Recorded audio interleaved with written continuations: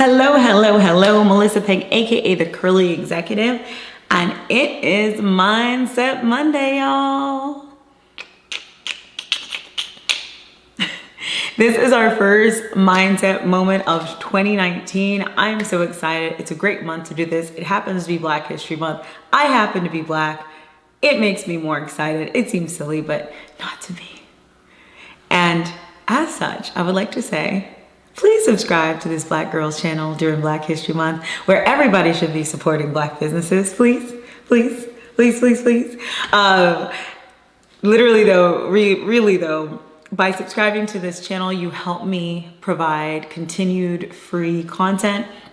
I am trying to get to the 1,000 subscriber mark for YouTube so that YouTube can start paying me, so that I can help this channel keep happening, keep growing. I can help us do more things. I can invest more of my time in it. That is why I'm asking you to subscribe. Also, you're gonna get awesome, regular, free content on Mondays and Wednesdays. So by subscribing, you ensure that you don't miss it, that we keep working together, that we get your marketing right and tight for 2019. So with that, I'll give you a moment to subscribe while I dance, and then we will jump into these core tenets. Hey. No, okay. This week, we're talking about the 2 core tenets of marketing. You'd be like, but that sounds like marketing. Why are we doing this on Monday and not on Wednesday? I thought on Mondays we were talking mindset. Let me explain further. 2 core marketing tenets: your target market, so who are you selling to, right? And your value proposition, what's in it for them, right? These are the 2 core things we always should be thinking about in marketing, because if we're not, then we're maybe not providing a product or service that's relevant to somebody, or we're not hitting the right market with our advertising. There's a lot of reasons to think about target market and about value proposition. They're extremely important. And as we go on and do our actual marketing sessions on this channel, you're gonna hear me talk about them pretty much every single time. But today what I wanna talk about is the mindset around that, and frankly, the language around that we use in marketing. I made one critical change this year, and it has changed the game with me in how I build and think about my businesses. It's also truly helped me provide or set up, I would say, businesses in a way that are more appropriate for me and what I'm trying to build and what I'm trying to do in my life. It's not necessarily easier, but for me, it's a game changer. So what is it? I want us to take out the term target market and think about it in the same way, but totally differently. So if you look up the definition of target market, what you're gonna find is some iteration of consumers or organizations that are most likely to buy your product or services, right? Who is most likely to buy your stuff? Who are you trying to sell to? We talk about buying and selling all the time. Like, who's gonna buy your stuff? Who are you gonna sell to? I have so many people who come up to me, clients, people in workshops that I teach, that say, hey, I'd love to do this, but this is who's going to buy the thing I'm selling, or this is who's going to pay the money, right? I'd love to work with women, but I find that, males are the people who are gonna buy my stuff. Like, I love to work with Black women and minority business owners, but they won't spend money with me, yada, yada, yada. Like, so a lot of us make decisions around not what we want to do, but who will actually spend the money with us. And a lot of that, while that seems logical, a lot of the decisions and the thoughts around who's gonna spend the money are based on a set of assumptions that may or may not be false. And it's also based on assumption that you can't change what you're selling, which is not true. Products update, organize, and evolve all the time. And some of those decisions are based on making more and more money, and other decisions are made based on what they want to do. So I want us to tweak our marketing language to focus on what we really want to do. So instead of target market, which, as we said, is this fun definition around who will buy from you, we're going to change the definition of target market to who are you helping? Who do you want to help? I'm gonna pause. I'm gonna do an Obama pause for a second. Who do you want to help? I'm gonna venture to say, and this is so not from anything that I've seen, it's just me throwing it out there, that like at least 90% of people who are really starting businesses are coming from a position of wanting to help someone. You're trying to solve a problem, right? You're fixing a consumer need, as we would say. You're addressing a consumer need. You're solving a problem for someone. I think most of us, when we're starting our businesses, especially at the start, it comes from a good place. I'm trying to solve a problem that I had that frustrated me. I'm trying to help the person down the street, across the street. I'm trying to help somebody. Like, I'm trying to help people right now that haven't had as much experience in marketing, maybe haven't had the access to the resources, the education, the funding that I had. I'm trying to help them, right? And who are you helping? I want us to keep that in my head, right now. Value proposition. Value proposition, again, this concept of like, well, what's in it for them? What are they getting out of it? What are you giving, right? So let's start with, what are you giving? Who are you helping? What are you giving? That is today's mindset lesson. Instead of thinking target market, think, who are you helping? What are you giving? Now, this sounds simple, but what I've found is that in most conversations about marketing and how we grow and scale, we start thinking about the money. We start thinking about the sales. We lose sometimes sight of the consumer, of the person that we're trying to help. We start thinking of them more as the consumer, someone who's buying something instead of someone we're trying to help. And when we think these ways, we organize our products and services differently. We think through them in a different way. What are we giving? I think when you start using the word giving and we start thinking in that way, you start giving. You don't just try to sell someone. You just don't try to take as much from them as possible. It's a little bit of a tangent, but it's a relevant one. I am so frustrated and flustered with people who believe in life that because someone made a bad deal or didn't think through all the details with you and got themselves in a position where, hey, maybe you're making a little more than them, it's okay, right? In business, you know, it is about making money. It is about making deals. But at the end of the day, we've got to make sure that the people that we're servicing, you know, leave that situation feeling good about what they received and don't feel ripped off or burdened by the deal that they made with you.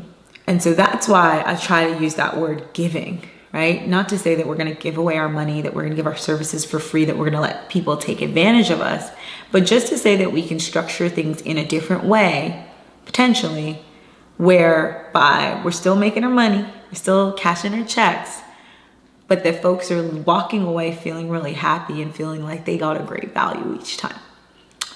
So cool. I just talked to you about something that maybe you're nodding your heads at. Maybe you're saying this chick is crazy. Like, it's a pretty basic way of saying, let's think about things a little differently. What do you do with that now? What do you do with that now? So I'm going to give you now the real world example of this with one of my current businesses. This is super 100% brand new, not thought through. We're working through it and we're going to see how this business evolves and y'all can watch together.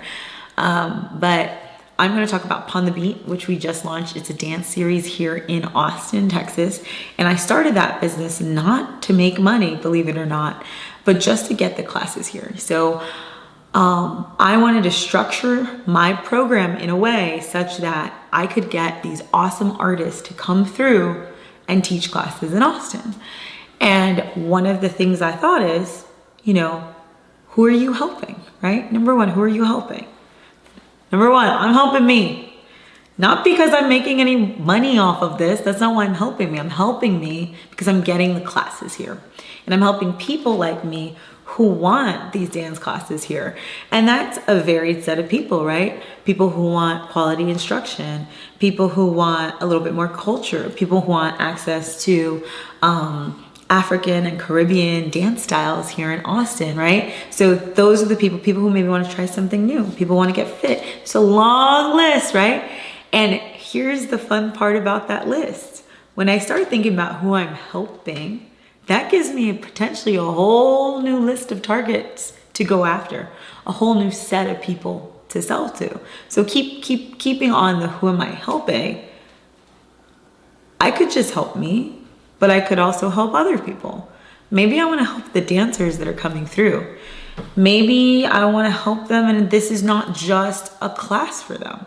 Maybe I'm giving them an exposure to Texas. Maybe I'm helping getting their name out in a new city, right? So I'm not just expecting them to come and get the people, I'm marketing it too, right? Maybe that's one way of helping them. Maybe I'm helping them by promoting and supporting their brand. So when they come through, I'm like, yeah, bring your apparel, sell your stuff, let's get your name out there. Maybe I'm helping make connections with them within the local environment. I'm saying like, yeah, let me connect you to some businesses. Oh, you from Ghana? Let me see if I can find 1 or 2 people from Ghana here who are doing big things, and let's see if that'll work, right? So again, when we come from this place of who am I helping, I can start thinking through all the different pieces of my business, everything from anyone, and sorry, my cat's going crazy. One day, I guarantee you the cat will be in the video. But when I start thinking of who am I helping, I can think of every single person that this business touches and think through what that plan looks like. And that to me is powerful because I could have just stopped at, I'm gonna do some dance classes and get these people here and sell dance classes, right? But because I'm focused on the helping aspect, this can turn into something huge. It can turn into not just an opportunity for me to provide these classes and maybe make some income off of it. Not just an opportunity for me to get physically fit and dance, not just an opportunity for the dancers who are coming through to build their brands, right? But also an opportunity for the studio owners here, an opportunity for the local Caribbean and African businesses here. We've already actually partnered with a really cool organization here, right? It is the, and I hope I don't mess up their name, the Caribbean Cultural Exchange. So check them out. They're actually on my website because I have a community sponsors page, right? And there's just so many ways for you to evolve your business when you think of how you're helping. I think the other piece of who are you helping is that it anchors you in your values, right? You might be the altruistic person that I am and want to help everybody, but maybe that's not you, right? Maybe you are just helping you. That's fine. When you think through that though, you know what you're doing so that when the question comes up, right? Hey, Mélissa, do you want to do this? You're like, no, that kind of doesn't fall into how I've thought about this, right? This thing could make you so much money, Mélissa. Partner with me in this way, you're going to make all this money. And I'm like, yeah, but that's not helping some of the core people I want to help with this business. Nah, it's okay. You keep that money, bro. So who are you helping? I hope this gives you a little bit more of a framework for how to use that term instead of who's my target market. I want to make things this year more real, just more real and also just more relevant, right? To like the business owner, the small business owner especially, because when you're in corporate sometimes and in bigger organizations, you can often get detached, right? You're trying to hit a number, trying to make your metrics, you're trying to sell, $12 million. I like to tell the story where I was in a company once and we had like a $12 million target for a deal and it came in at like 1 million under, but now you're underperforming and you're not reaching your goal, right? Imagine if companies had a target of helping 12 million people instead, right? Instead of like, it just, think about helping. I'll stop there. Now, the second question, what are you giving, right? What are you giving? Stop just thinking about what are you getting, right? But what are you giving? Are you gonna give the people that you're helping anything, right? Are we trying to nickel and dime everyone? Do you need that dollar? Like, do you really need the dollar? Maybe not. So what are you giving? And what are you giving also is the quality check. When people do come and they spend their money with you, even if it is just $1, are you providing them value? Are you sitting down and making sure that the product that they're leaving with is gonna get them to where they need to be, is gonna deliver on the promise that you made them. And if it's not, like, what are you doing to fix that, right? So this value proposition thing is super important, and it goes beyond just what you're saying and how you're describing your value proposition. It really should be about, what are you really giving, right? Like, are you actually doing that? Are you just telling people you're gonna give them this great course that's going to sell them thousands of dollars and make them rich, and they should pay you thousands of dollars for said course? Or are you actually giving them the knowledge? Are you actually giving them the support that they then need to implement said knowledge, right? The what are you giving, for me, needs to not be shallow. And I like the word giving because I feel like that takes us a little bit deeper than what sometimes can otherwise feel like a superficial approach of you just kind of talking in terms like value proposition that are less human. So yeah. That's it today for Mindset Monday. You know, who are you helping? What are you giving? The last little tidbit I'll say is that when you think about these two, let's add the want in there, right? Who do you want to help, right? What do you want to give? Because realistically, in real life, if we're helping or giving, it's because we want to do it. Like, in general, you're not helping and giving things to people that you don't want to deal with, right? And the last thing, and I know I keep saying the last thing, but I want to make sure y'all get what I'm trying to say here, is on the helping and giving approach, this starts helping you filter out what might otherwise be decisions that lead you down a road that can sometimes be profitable, but sometimes end up with you building a business that you really don't want to be part of, right? So I've had so many people come to me and say, hey, I want to help X community. I want to do this thing for these specific people, but I can't get them to pay me. And oftentimes the same people really haven't thought through their business model and how they might tweak or change that business model to get to their end goal. Coming back to the giving and helping model, if you have a very specific group of people that you want to give support and help, and you're honed in on that, what's going to happen is it's going to potentially force you to evolve, right? And sometimes you have to evolve if you truly want to do that, right? But it's also going to stop you from getting really distracted with the money and maybe going down other business avenues to make more money. My personal experience, corporate. I could be going back into corporate. My last job, I was pulling $180,000. It's a lot easier to go work for corporate and make 150 to 180K for me personally than to sit here and do what I'm doing, hustling, run around, building networks, etc. But this is what I want to do. I want to help small business owners. I want to help people who are in jobs that maybe don't feel like it resonates with them. I want to dance with my community. I want to collab with dancers. I want to make flower hair accessories, right? I want to give to crafters. I want to give to women. I want to give to Black people, you know? I want to be able to be doing this, you know, at 3 p.m. on, you know, a weekday during Black History Month and say that I'm supporting people, right? This is what I personally want. It may not be what you want, right? But whatever you want, like even if you do want to go to corporate, right? If your target market is corporate, right? You want a corporate job, I'm still going to ask you the same two questions, right? If your target market is that hiring manager, who needs to make the decision to bring you into their company, what are you giving to them? How are you helping them? You know, it goes for everything. And if you boil it down to those simple things, you'd be surprised how much just those two questions can totally expand your marketing strategy. So now I'm actually gonna stop.